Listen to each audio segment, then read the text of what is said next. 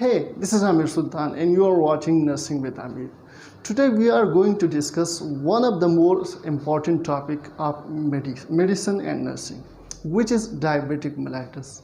Today we will discuss that what are the alteration which comes in at the result we see a disorder which is known as diabetic mellitus. हमारी body क्या करती है? हमारी body जो है वो metabolism करती है। जब भी हम डायबिटिक मेलाइटिस को डिफ़ाइन करते हैं तो हम कहते हैं कि भाई हमारे पास ये क्या है, एक मेटाबॉलिक डिसऑर्डर्स है, जिसके रिज़ल्ट में क्या होता है, जिसके रिज़ल्ट में हमारे पास जो है एक डिसऑर्डर आती है। अब बेसिकली हमारे पास हम बॉडी को क्या चीज़, किन चीज़ की रिक्वायरमेंट है? हमारी बॉडी को रिक्वायरमेंट होती है न्यूट्रिएंट्स की, ताकि वो उसके ऊपर क्या करें। जिस तरह एक फ्यूल होती है, गाड़ी जो है उनको पेट्रोल की ज़रूरत पड़ती है, इसी तरह बॉडी को न्यूट्रिएंट्स की ज़रूरत पड़ती है। अब ये न्यूट्रिएंट्स हमारे पास क्या होते हैं, जो रेगुलराइज होती है बॉडी में, किस तरह इनकी मेटाबॉलिज्म होती है। हम जो बेसिक न्यूट्रिएंट्स हैं, जिस तरह हमारे पास है कार्बोहाइड्रेट, प्रोटीन्स और फैट्स। सबसे पहले थोड़ा सा ओवरव्यू देखते हैं, फिर हम आते हैं जो डिसऑर्डर है, डिजीज़ है, उसके ऊपर आते हैं। हम जो हमारे पास न्यूट्रिएंट्स है, जिस तरह हमारे पास क्या है, कार्बोहाइड्रेट है, प्रोटीन्स है और हमारे पास फैट्स है, इनकी क्या होती है, मेटाबॉलिज्म होती है। जब मेटाबॉलिज्म होती है तो हमें एंड प्रोडक्ट मिलती है जो हमारे बॉडी को क्या होती है, रिक्वायरमेंट होती है। अब हमारे पास जो कार्बोहाइड्रेट्स है वो किस चीज़ में, वो शुगर में जो है कन्वर्ट होती है। फिर हमारे पास जो प्रोटीन है वो अमाइनो एसिड में होती है, और हमारे पास जो फैट्स हैं वो फैट्स बेसिकली किस चीज़ में होती है, ये फैटी एसिड में या ग्लाइसरोल में। हमारे बॉडी को चाहिए न्यूट्रिएंट्स इसी सूरत में, तो इसके लिए कन्वर्जन की ज़रूरत पड़ती है। यानी इन जो हमारे पास बड़े जो हमारे पास न्यूट्रिएंट्स है, ये क्या होते हैं, मेटाबोलाइज होते हैं, और इसकी एंड प्रोडक्ट में हमें क्या मिलती है, हमें शुगर मिलता है, हमें अमाइनो एसिड मिलता है, हमें फैटी एसिड मिलती है, जिनको बॉडी की रिक्वायरमेंट है, बॉडी को चाहिए ताकि बॉडी इसके ऊपर क्या करे, रेगुलराइज करे, या हमारे पास जो सेल है उसके ग्रोथ है या मेंटेनेंस के लिए इन सारी चीज़ों की रिक्वायरमेंट होती है। अब सबसे पहले हम देखते हैं कि भाई हमारे पास क्या होता है। तो इसमें जो एक अहम रोल होता है वो किस चीज़ का होता है, इंसुलिन का होता है। इंसुलिन हमारे पास क्या है, इंसुलिन हमारे पास क्या है, बेसिकली एक हार्मोन्स है जो कौन रिलीज़ करता है, उसको जो रिलीज़ करता है वो है हमारे पास बीटा सेल्स, और बीटा सेल्स किसके, पेंक्रियास के। बीटा सेल में जो हमारे पास आइल्स ऑफ लैंगरहान है वो रिलीज़ करती है। बेसिकली हमारे पास इसको हम आइल्स ऑफ लैंगरहान इसलिए कहते हैं कि हमारे पास हमारे पास आइल्स है, इनको डिस्कवर किया था 1869 में। रिसर्चर था जिन्होंने इसको डेवलप किया था 1869 में, इसी की वजह से उसको जब भी इनिशियल उन्होंने इंसुलिन को डिस्कवर किया तो उसको ये पता नहीं था कि भाई हमारे पास इंसुलिन बेसिकली काम क्या करता है।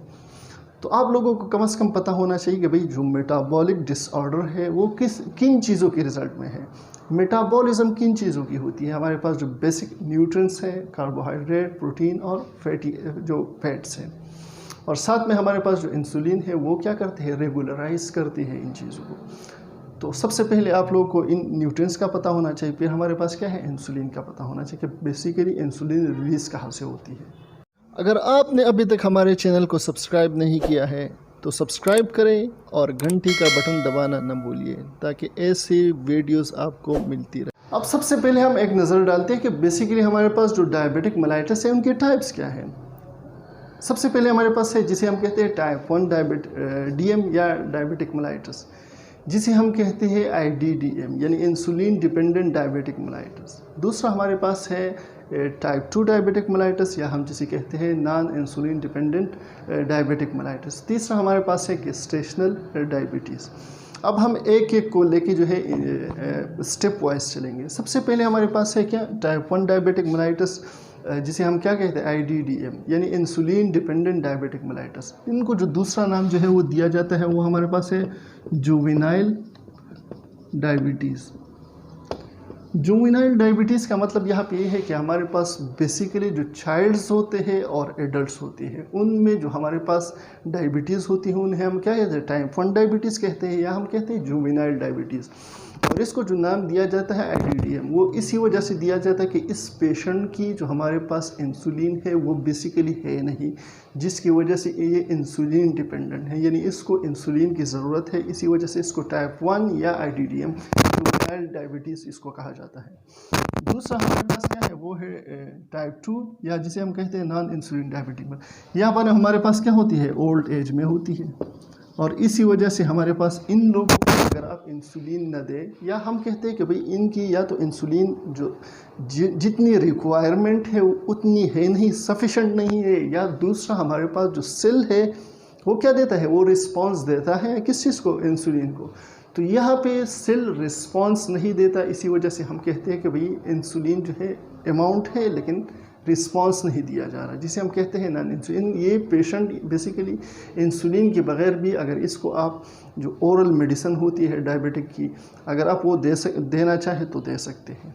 तीसरा हमारे पास जो है वो गेस्टेशनल डायबिटीज़ है। ये बेसिकली हमारे पास जो 3 ट्राइमेस्टर्स है प्रेगनेंसी के, उसी पीरियड में जो हमारे पास प्रेग्नेंट वुमेन को जो हमारे पास वो होती है डायबिटीज़ होती है, उन्हें हम कहते हैं गेस्टेशनल डायबिटीज़। अब थोड़ा सा एक नज़र डालते हैं कि भाई हमारे पास जो 10 to 15% हमारे पास जो डायबिटीज़ होती है पूरी दुनिया में, वो हमारे पास टाइप 1 होती है, और हमारे पास जो 80% तक जो है 80% तक वो क्या है, वो हमारे पास है टाइप 2 डायबिटीज़। और तीसरा हमारे पास जो है ये हमारे पास 5 to 10% जो है ये होती है फीमेल्स गेस्टेशनल डायबिटीज़। अब सबसे पहले हम एक नज़र डालते हैं किस चीज़ के ऊपर, टाइप 1 डायबिटीज़ के ऊपर। हम कहते हैं कि भाई हमारे पास ये किस चीज़ में है, चाइल्ड में या हमारे पास जो एडल्ट है उसमें होती है। इसमें सबसे अहम जो चीज़ है वो हमारे पास क्या है कि भाई इंसुलिन होती नहीं है, या इंसुलिन हम कहते हैं कि भाई हमारे पास जो बीटा सेल्स हैं वो इंसुलिन प्रोड्यूस नहीं करती। क्यों प्रोड्यूस नहीं कर रही? यहाँ पे जो एक इम्पॉर्टेंट क्वेश्चन आप लोगों के जहन में होगा वो होगा कि भाई इंसुलिन क्यों प्रोड्यूस नहीं होती है। तो उसके जो हमारे पास बेसिक रीज़न है वो हमारे पास क्या है, आइडियोपैथिक है, अननोन रीज़न है। लेकिन इनके लिए कुछ ऐसी थ्योरीज़ है जो उनको जोड़ा जाता है कि भाई बेसिकली जो रीज़न कॉजेटिव एजेंट है वो हमारे पास जो है मल्टीपल हो सकते हैं। वायरस भी हो सकता है, एनवायरमेंटल फैक्टर्स भी हो सकते हैं, जेनेटिक फैक्टर्स भी हो सकते हैं, जिनकी वजह से जो है इंसुलिन प्रोड्यूस नहीं होती। लेकिन इसमें जो हमारे पास इम्पॉर्टेंट जो कॉजेटिव एजेंट है वो हमारे पास क्या है, ऑटो इम्यून रिस्पॉन्स है।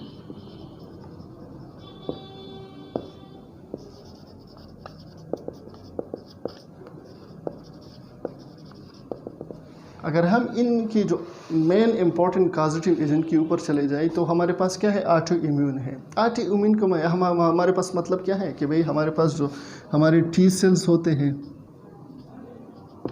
वो क्या करते हैं, ये हम उनका काम क्या है, डिफेंस मैकेनिज़्म है। ये हमारे पास क्या है, हमारी जो एंटीबॉडीज़ है जो क्या करते हैं, एंटीजन से हमें बचाते हैं। लेकिन यहाँ पे क्या होता है कि भाई ऑटो इम्यूनिटी स्टार्ट हो जाती है, यानी हमारा अपना इम्यून सिस्टम क्या कर देता है, जो हमारे पास बीटा सेल्स हैं उनके ऊपर अटैक कर देते हैं। जब अटैक करते हैं तो बीटा सेल जो है वो अपनी जो काम उसको चाहिए, मतलब ये है कि एक बंदा क्या है, आप उसको भेज रहे हो कहीं पे पेशावर कि भाई आप डॉक्यूमेंट्स लेके आओ, लेकिन अगर फिर आप क्या करोगे, उसी इंसान को जो है किसी कमरे में बंद कर दोगे तो उसका जो फंक्शन, जिस फंक्शन के लिए आप उसे भेज रहे थे वो फंक्शन नहीं कर पाएगा।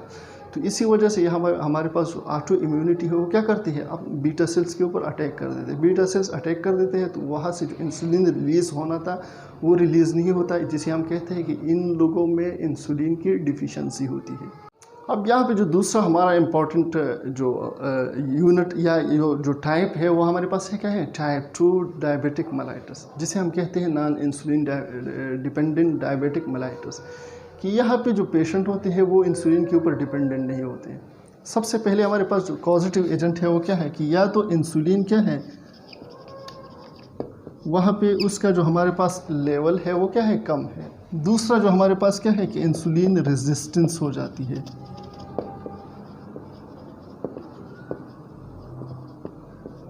इंसुलिन क्या कर देती है, जो सेल्स जिन्होंने इंसुलिन को लेना था वो क्या कर देते हैं, रेजिस्टेंस शो कर देते हैं, जिसकी वजह से इंसुलिन एंटर नहीं हो पाता और ब्लड स्ट्रीम में जो है वो सर्कुलेट करता है। सबसे पहले मैं आप लोगों को कुछ चीज़ें बता दूं कि भाई हमारे पास क्या है, ब्लड स्ट्रीम है। ब्लड स्ट्रीम में क्या होते हैं, ये ब्लड फ्लो करते हैं, तो यहाँ पे हमारे पास क्या करते हैं, ग्लूकोज जो है, ये ग्लूकोज क्या करते हैं, ये ब्लड स्ट्रीम में जो है ये मूवमेंट करते हैं। लेकिन यहाँ पे जो हमारे पास इंसुलिन होता है वो क्या होता है, ये अगर हमारे पास इंसुलिन है, ये हमारे पास ग्लूकोज है, तो ये क्या कर देते हैं, यहाँ से ये इंसुलिन इसके साथ अटैच हो जाता है, किसके साथ, ग्लूकोज के साथ। जब ग्लूकोज के साथ अटैच हो जाता है तो ये ब्लड स्ट्रीम से निकल के सेल के अंदर इसको ले जाने में जो अहम रोल होता है वो इंसुलिन का होता है। एज ए कैरियर, वो कैरियर का काम करता है ताकि सेल के अंदर जो है इसको ले जा सके। तो यहाँ पे जो हमारे पास मेन जो पॉजिटिव एजेंट आता है वो क्या आता है कि भाई या तो इंसुलिन की क्वांटिटी कम है, दूसरा ये है कि इंसुलिन को जो सेल है वो उसको एब्जॉर्ब नहीं करती, रेजिस्टेंस शो कर रही है। अब यहाँ पे जो हमारे पास टाइप 2 बेसिकली होता है, उसमें जो लाइफस्टाइल के फैक्टर्स है वो बहुत ज़्यादा है। जिस तरह हमारे पास है ओबेसिटी, या हमारे पास जो जिन लोगों की फ़िज़िकल एक्टिविटी है वो क्या होती है, वो कम होती है, एक्सरसाइज नहीं करते, ये हमारे पास क्या है, ये बहुत बड़े फैक्टर्स होते हैं जो क्या करते हैं, जो आपको लीड करते हैं टाइप 2 डायबिटिक मेलाइटिस की तरफ। तो हमने लाइफस्टाइल के जो है उनको इम्प्रूव करना होता है। यहाँ पे अगर आपने टाइप 2 से बचना होता है तो लाइफस्टाइल बहुत बड़ा फैक्टर है जिसके ऊपर आपने काम करना होता है ताकि आप किस चीज़ से बच जाएँ, टाइप 2 डायबिटिक मेलाइटिस से। और यहाँ पे जो ये इंसुलिन है, या उसके हम अगर ऐसे पेशेंट आप लोगों ने देखे होंगे तो उनकी जो हमारे पास इंसुलिन की जो हमारे पास स्ट्रेंथ है उसको यानी उसको मजबूत करने के लिए हम क्या देते हैं, ओरल जो हमारे पास यानी डायबिटीज़ की जो हमारे पास ओरल मेडिसिन है हम वो देते हैं ताकि इनकी एक्टिविटी बेहतर बनाई जा सके। या आप लोगों ने देखा ऐसे पेशेंट्स को इंसुलिन भी दिए जाते हैं। इंसुलिन इसलिए दी जाती है ताकि इंसुलिन की क्वांटिटी ब्लड में ज़्यादा हो जाए और वो जो ग्लूकोज घूम रहे हैं उनको सेल्स के अंदर लेके जाए। तो आप लोगों ने कम से कम यहाँ पे जो चीज़ें हैं वो ये क्लियर करनी है कि भाई बेसिकली जो इंसुलिन होता है वो एज अ कैरियर काम करता है। आप लोग देखते हो कि भाई ब्लड जब निकाल लेते हो किसी इंसान की तो वहाँ आप उसको बता देते हो कि आपका शुगर लेवल क्या है, वो ज़्यादा है। शुगर लेवल इसी वजह से ज़्यादा है क्योंकि इंसुलिन वहाँ मौजूद नहीं है, अगर मौजूद है तो कम क्वान्टिटी में है। तो आप क्या करते हैं, तो ब्लड स्ट्रीम में इंसुलिन जो है इंजेक्ट कर देते हैं, वहाँ पे वो एज अ कैरियर जो है उनको सेल्स की तरफ लेके जाता है। जब लेके जाता है तो आप 1 घंटे 2 घंटे बाद जब आप शुगर चेक कर ले तो आप कहते हो कि भाई शुगर की जो हमारे पास ब्लड में तादाद है वो क्या हो गई, कम हो गई। तीसरा हमारे पास क्या है, गेस्टेशनल डायबिटिक मेलाइटिस, यानी वो डायबिटीज़ जो एक खातून को क्या जब प्रेगनेंसी के दौरान जो है वो स्टार्ट हो जाती है, जिसे हम कहते हैं गेस्टेशनल डायबिटीज़। आप लोगों ने देखा होगा कि जब भी डिलीवरी हो जाती है तो उसके बाद या तो बच्चे को अफेक्ट कर लेती है या वहाँ ख़त्म हो जाती है। तो बेसिकली हमारे पास जो गेस्टेशनल डायबिटीज़ है वो भी क्या है, टाइप 2 डायबिटीज़ की हमारे पास क्या है, एक सब यूनिट है। क्योंकि ऐसी ओल्ड एज में जो हमारे पास डायबिटीज़ लगती है हमारे पास टाइप 2 डायबिटीज़ है। तो खातून को जो हमारे पास प्रेग्नेंट होती है उनकी एज इतनी होती है कि वो यंग ये चाइल्ड या ये नहीं होती। तो इसकी वजह से यहाँ पे जो हमारे पास गेस्टेशनल डायबिटीज़ है उसको रिजोल्व करने के लिए लाइफस्टाइल जो है वो चेंज करनी पड़ती है। अब ओबेसिटी है उसके लिए एक्सरसाइज करना पड़ता है, फिज़िकल मोबिलिटी को ज़्यादा करना पड़ता है, या वो डाइट जो हमारे पास क्या होती है उसमें जो ग्लूकोज की क्वांटिटी ज़्यादा होती है, ऐसे पेशेंट को हम बंद कर देते हैं। उनके बाद जो है इनकी जो हमारे पास या डिलीवरी ख़त्म होने के बाद इनकी जो हमारे पास डायबिटीज़ है वो क्या हो जाती है, वो ख़त्म हो जाती है। हम एक नज़र डालते हैं साइन एंड सिम्टम पे कि ऐसे पेशेंट जिनको डायबिटीज़ है उनमें साइन एंड सिम्टम क्या होंगे। अगर आप लोग टाइप 1 पे जाते हैं तो वहाँ पे वेट लॉस आपको बहुत कम मिलेगा क्योंकि यंग एज होती है, या अब पेशेंट आपको जो एक्सप्लेन करेंगे कि रीसेंट वेट लॉस की जो हिस्ट्री है वो स्टार्ट हो गई है। जो मेजर हमारे पास यूनिवर्सल साइंस है वो 3 साइन है कि एक पेशेंट अगर हमारे पास किस चीज़ के साथ है, वो डायबिटीज़ के साथ है, तो उनको ये 3 जो हमारे पास साइन एंड सिम्टम है वो होंगे। जो हमारे पास है पोलीयूरिया, पॉलीफेजिया, पॉलीडिप्सिया। या पोलीयूरिया हमारे पास क्या है, यूरिया का मतलब हमारा यूरिनेशन है, इंक्रीज यूरिनेशन। इनकी जो हमारे पास बार बार जो है पेशाब करते हैं, पॉलीफेजिया, इनको जो है भूख बहुत ज़्यादा लगती है, जो हंगर होता है वो इंक्रीज़ हो जाता है। साथ में जो पॉलीडिप्सिया, इनकी जो थर्स्ट है यानी प्यास लगना जो है वो क्या हो जाती है, वो इंक्रीज़ हो जाती है। नज़र डालते हैं कि हमारे पास जो कॉम्प्लिकेशंस है, सबसे पहले हम आते हैं टाइप 1 कॉम्प्लिकेशंस के ऊपर कि टाइप 1 में कॉम्प्लिकेशन क्या हो सकते हैं। देखो, आप लोगों को मैंने पहले ही बताया कि भाई इंसुलिन जो है वो क्या करते हैं, वो हमारे पास एज अ कैरियर का काम करते हैं। तो यहाँ पे जो इंसुलिन है वो प्रोड्यूस नहीं होती, सफिशेंट अमाउंट जो है वो प्रोड्यूस नहीं होती, जिसकी वजह से इस पेशेंट को इंसुलिन की ज़रूरत पड़ती है। अब इंसुलिन एक और काम क्या करता है, जो हमारे पास ग्लाइकोलिसिस होती है या ग्लाइकोन्यूजेनेसिस होती है, जो हमारे पास बाकी फैक्टर्स है या ग्लाइकोजन है जो कन्वर्ट होती है ग्लूकोज में, उनको रोकते हैं। यहाँ पे तो हमारे पास एक और जो बड़ा फैक्टर्स है वो क्या है, फैट्स है। फैट्स जो है वो सबसे आखिर में हमारे पास उसके मेटाबॉलिज्म होती है। तो यहाँ पे जब अगर इंसुलिन की हमारे पास क्वांटिटी कम हो तो क्या हो जाती है कि भाई फैट्स जो है वो कन्वर्ट होना ग्लूकोज में शुरू हो जाती है। जब कन्वर्ट होना शुरू हो जाती है तो अगर क्वांटिटी फैट्स की मेटाबॉलिज्म की कन्वर्जन की बढ़ती है तो वहाँ फैट्स आखिर में क्या बनाता है, कीटोन्स बनाता है।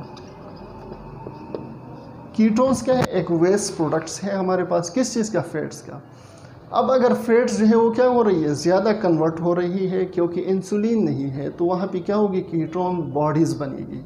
कीटोन बॉडी क्या करेगी, पूरी बॉडी में सर्कुलेट करेगी। अब पेशेंट पहले डायबिटिक है, फिर उसकी कीटोन बॉडीज़ इंक्रीज़ हो रही है, तो इंक्रीज़ जब होगी तो वहाँ पे इसकी जो हमारे पास यूरिनेशन है, अगर उसमें यूरिन जो है वो नहीं कर पा रहा तो वहाँ पे क्या होगी, इस पेशेंट को एक कंडीशन जो है वो प्रोड्यूस होती है जिसे हम कहते हैं डीके या डायबिटिक कीटोएसिडोसिस, कि ऐसे पेशेंट जिनमें हमारे पास कॉम्प्लिकेशन बढ़ जाते हैं, कीटोन्स की बॉडीज़ जो है वो बढ़ जाते हैं, तो वहाँ पे एक कंडीशन क्रिएट होती है जिसे हम डीके या डायबिटिक कीटोएसिडोसिस कहते हैं। एक और कॉम्प्लिकेशन जो है साथ में होता है कि भाई हमारे पास अगर इंक्रीज जो है अमाउंट ग्लूकोज की है, वो क्या हो रही है, वो बॉडी से जो है निकल रही है यूरिन के ज़रिए, तो वहाँ पे कौन इस्तेमाल हो रहा है, किडनी यूज़ हो रही है। तो क्वांटिटी जब बढ़ेगी, यानी जिस तरह हमारे पास 180 या 200 ग्राम mg जो है वो पर डेसीलीटर, इसकी क्वांटिटी इतनी तक बढ़ गई, तो वहाँ पे जब यूरिन ज़्यादा होगा, जब यूरिनेशन ज़्यादा होगी तो क्या होगा, किडनी इसको रीअब्जॉर्ब नहीं कर पाएगी, तो किडनी क्या करेगी, रीअब्जॉर्प्शन इसकी कम हो जाती है। रीअब्जॉर्प्शन जब कम होगी तो इस फ्लूइड के साथ साथ क्या होगा कि हमारे जो इलेक्ट्रोलाइट्स हैं वो क्या होंगे, वो बॉडी से जाएंगे। अब वहाँ पे जो हमारे पास फ्लूइड की भी डिफिशिएंसी आ रही है और साथ में क्या होगी, फ्लूइड भी डिफिशिएंट होगा और इलेक्ट्रोलाइट्स की भी हमारे पास क्या है, ये इलेक्ट्रोलाइट्स भी कम होगा। तो ये हमारे पास एक और कॉम्प्लिकेशन यहाँ क्रिएट हो रहा है कि भाई क्या हो रही है कि जो ग्लूकोज की लेवल है वो ज़्यादा एक्सक्रीट हो रही है, किडनी उसको रीअब्जॉर्ब नहीं कर पा रहा है। जब रीअब्जॉर्ब नहीं कर पा रहा है तो क्या हो रहा है कि वहाँ पे जो हमारे फ्लूइड के साथ साथ जो इलेक्ट्रोलाइट्स है वो भी बॉडी से क्या हो रही है, लॉस हो रही है। टाइप 2 की जो हमारे पास कॉम्प्लिकेशन है वो बहुत ज़्यादा कॉम्प्लिकेशन टाइप 2 की होती है। कॉम्प्लिकेशन का यह मतलब यह है कि हमारे पास अगर आपने इसको ट्रीट नहीं किया, अगर उस टाइम आपने जिस टाइम इसको ट्रीट करना चाहिए आपने ट्रीट नहीं किया, तो ये एक वर्सन कंडीशन में जा सकता है। सबसे पहले हमारे पास क्या कर सकते हैं, ब्रेन को अफेक्ट कर सकता है। ब्रेन में क्या होती है, न्यूरॉन्स होते हैं। तो हम कहते हैं इस पेशेंट को एक कंडीशन स्टार्ट हो जाती है जिसे हम कहते हैं डायबिटिक न्यूरोपैथी। पैथी हमारे पास पेन, ठीक है। फिर हमारे पास हार्ट है। हार्ट में अगर ग्लूकोज की लेवल बढ़ेगी तो हार्ट ने इसको सर्कुलेट करना है, तो हाँ पे हमारे हार्ट जो हमारे पास जो यानी कोरोनरी आर्टरी डिजीज़ होती है CAD, वो उसके चांसेस बहुत ज़्यादा होते हैं, जिसमें सबसे ज़्यादा हमारे पास क्या है, आर्थ्रोस्क्लेरोसिस है। जो हमारे पास नैरोइंग है किस चीज़ की, हमारे पास जो कोरोनरी आर्टरीज हैं वो नैरो होना शुरू हो जाते हैं और हमें एक बड़ा डिसऑर्डर देके जाते हैं जिसे हम कहते हैं कोरोनरी आर्टरी डिजीज़। आप लोगों ने देखा होगा जितने डायबिटिक के पेशेंट हैं वो क्या हो जाते हैं, उनको हार्ट कॉम्प्लिकेशन बहुत ज़्यादा होती है, जिनको जो है कोरोनरी आर्टरी डिजीज़ की सूरत में हम इसको देखते हैं। साथ में जो है क्या करते हैं, ये हमारे पास आई है, आई में हमारे पास क्या होती है, रेटिना होती है। तो रेटिना को क्या कर देते हैं, जो हमारे पास विजन है उनको क्या करते हैं, अल्ट्रेशन उसमें लेके आते हैं, जिसमें हम कहते हैं कि भाई जो डायबिटिक रेटिनोपैथी इसमें आपकी जो विज़न है वो लॉस होना शुरू हो जाती है, ब्लर्ड होना शुरू हो जाती है, और साथ में आपको ऐसे कॉम्प्लिकेशन की तरफ लेके जाते हैं कि आपका जो विज़न लॉस है जो है उसको भी आप उसके साथ जो है एक विज़न लॉस भी कर सकता है। साथ में हमारे जो किडनीज़ है, किडनीज़ जो है उसके ऊपर आपने देखना है कि फिल्ट्रेशन करती है यहाँ पे। तो किडनीज़ में हमारे पास क्या होती है, नेफ्रॉन्स होती है, वहाँ पे एक कॉम्प्लिकेशन क्रिएट कर देते हैं जिसे हम कहते हैं डायबिटिक नेफ्रोपैथी। Diabetic nephropathy. और साथ में हमारे पास क्या है, पेरिफेरल वेस्कुलर डिजीज़।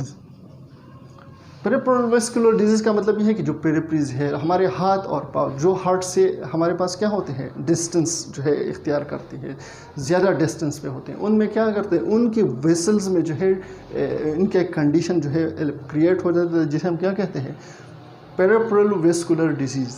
हम आते हैं किस चीज़ के ऊपर, डायग्नोसिस के ऊपर। क्या हम जो है डायबिटिक मेलाइटस को डायग्नोस किस तरह कर सकते हैं। जो हमारे पास डेली रूटीन होती है उसमें हमारे पास होती है fasting blood sugar, random blood sugar. हम रूटीन में जो है ये फास्टिंग की, यानी आपने कुछ खाया पिया नहीं है, आपके ग्लूकोज लेवल को देखा जाता है, और साथ में आपने अगर कुछ खाया पिया है उसके बाद आपके ग्लूकोज लेवल जो है वो देखा जाता है। ये दो टेस्ट करते हैं। साथ में हम क्या करते हैं, ग्लूकोज टॉलरेंस टेस्ट करते हैं। ठीक है, हम प्लाज्मा से जो है ग्लूकोज लेवल को देखते हैं, और साथ में एक और टेस्ट है जिसे हम कहते हैं HbA1c। ये हमारे पास वो इन्वेस्टिगेशंस है जो हम डायबिटीज़ के पेशेंट को डायग्नोस करने के लिए करते हैं। आते हैं ट्रीटमेंट के ऊपर कि ट्रीटमेंट, हम डायबिटिक मेलाइटस की ट्रीटमेंट किस तरह कर सकते हैं। सबसे पहले हमारे पास क्या है कि हमारे पास जो 80% डायबिटिक मेलाइटस है वो कौन सा है, टाइप 2 है। टाइप 2 किस चीज़ की वजह से आते हैं, लाइफस्टाइल की वजह से। तो हम अगर लाइफस्टाइल को चेंज करें, जिसमें हमारे पास सबसे पहले क्या है, डाइट है, डाइट को, एक्सरसाइज जो है, और अपने आप को मॉनिटर करना शुरू करें। अगर हम डाइट के ऊपर काम करें, फिर एक्सरसाइज जो है रेगुलर एक्सरसाइज स्टार्ट करें, और साथ में हमारे पास जो अपनी स्क्रीनिंग है ब्लड शुगर की, वो अगर हम मॉनिटरिंग करना शुरू करें तो हम इस चीज़ के ऊपर क्या कर सकते हैं, इनको हम मैनेज कर सकते हैं। लेकिन अगर फिर भी मैनेज नहीं होता तो हम क्या करते हैं, हमारे पास ओरल ग्लाइसीमियल ड्रग्स होते हैं या डायबिटिक ड्रग्स होते हैं, वो हम क्या करते हैं, मेडिकेशन देते हैं।